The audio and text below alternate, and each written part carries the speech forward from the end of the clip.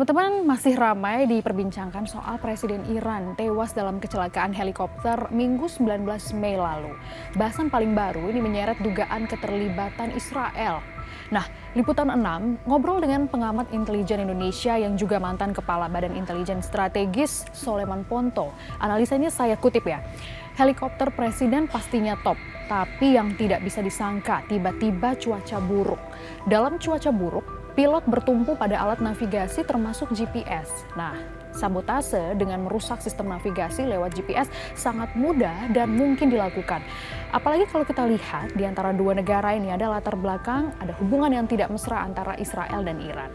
Hubungan yang tidak mesra yang bisa memantik sabotase. Nah, kalau Presiden Iran atau helikopter Presiden Iran ini ditembak, kita bisa tunggu hasilnya. Apakah ada bekas mesiu, tapi kalau permainan intelijen tentu tidak ada tembak-menembak dan akan susah dibuktikan. Nah, kalau dari laporan Jerusalem Post, seorang pejabat Israel yang tidak ingin disebutkan namanya mengatakan kepada salah satu kantor berita internasional Reuters bahwa Israel tidak ada hubungannya dengan kematian Presiden Iran dalam kecelakaan helikopter. Sementara itu, jurnalis Inggris Richard Madders mengatakan pada hari Senin bahwa seseorang tertentu mungkin berperan dalam kecelakaan itu. Namun menambahkan bahwa masih terlalu dini untuk mengatakannya pada tahap ini.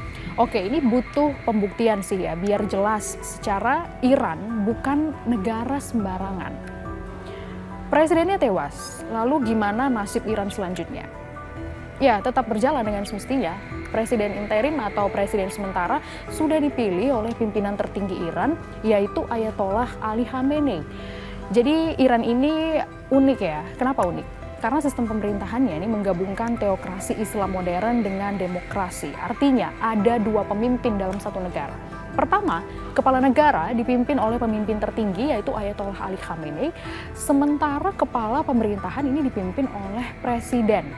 Pemimpin tertinggi Iran dipilih oleh sebuah badan yang terdiri dari 88 ulama bernama Majelis Ahli.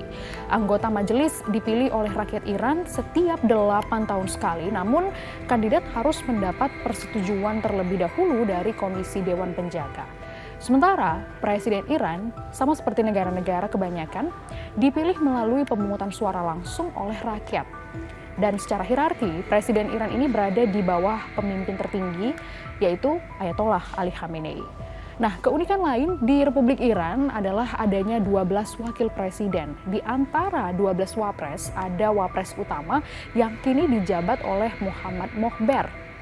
Nah, lalu siapa presiden sementara pengganti Presiden Raisi? Ia adalah Mohammad Mohber, karena jabatan Mohber ini bersifat sementara, akan ada pemilu untuk mengganti Presiden Raisi dan akan digelar pada Juli 2024 mendatang, yaitu kurang lebih sekitar 2 bulan ke depan. Nah, sesuai dengan konstitusi Iran, pemilu harus digelar dalam 50 hari sejak Ali Khamenei menunjuk Presiden interim atau Presiden sementara, yaitu Mohammad Mohber. Buat yang ketinggalan cerita awalnya, saya akan ingatkan lagi teman-teman.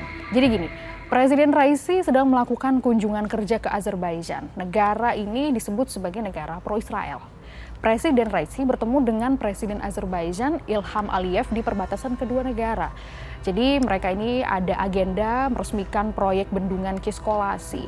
Nah, dalam perjalanan pulang ke Tabriz, hanya 2 dari 3 helikopter dalam konvoi Presiden yang mendarat di Tabriz. Karena helikopter yang ditumpangi Presiden tidak kunjung mendarat, maka segeralah dilakukan operasi pencarian. Awalnya, Menteri Dalam Negeri Ahmad Faidi bilang helikopter yang ditumpangi oleh Presiden Raisi mendarat keras. Tapi kemudian setelah dilakukan pencarian selama berjam-jam menembus tebalnya kabut di pegunungan, karena memang saat itu cuaca dalam kondisi yang tidak baik. Akhirnya puing-puing helikopter Presiden ditemukan dan gak lama Presiden Iran dilaporkan tewas. Gitu ceritanya. Apa yang kamu pikirkan soal peristiwa ini? Tulis di kolom komentar dan jangan lupa juga subscribe akun YouTube Liputan 6 SCTV untuk mengupdate informasi seputar informasi mancanegara lainnya. Saya Gracia Bern, sampai jumpa.